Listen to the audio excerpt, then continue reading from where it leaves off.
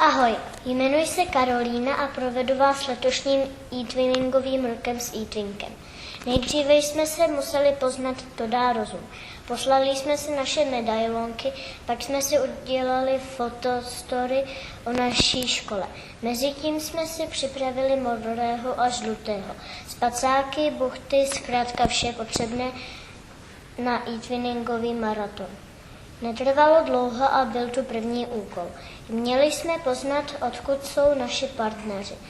Povedlo se. Prievidzu jsme si našli.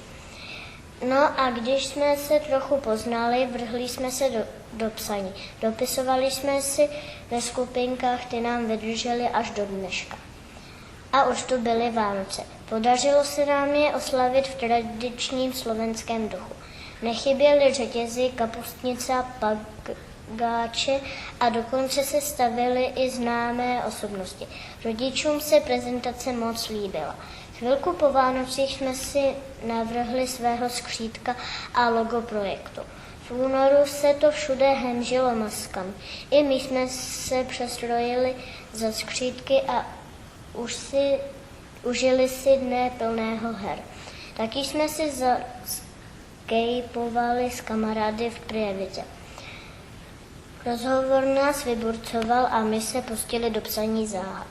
Začátkem března nám e-twinkovi kamarádi poslali balíček. Byl plný překvapení. My jim na oplátku poslali první prezentaci.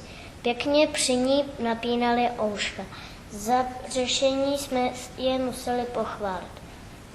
Za měsíc nám pak paní učitelka přivezla poděbrat certifikát kvality a spoustu dárků.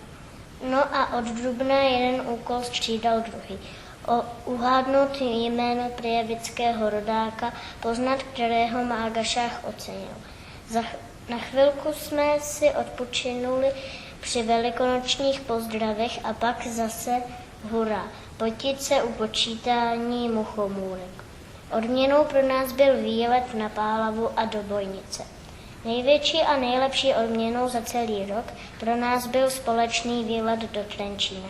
Konečně jsme se viděli naživo. Po chvilce jsme se otrkali a některým nešla pusa zastavit. Snad se e-twinning zase brzy objeví a my budeme moci dál spolupracovat. Ahoj!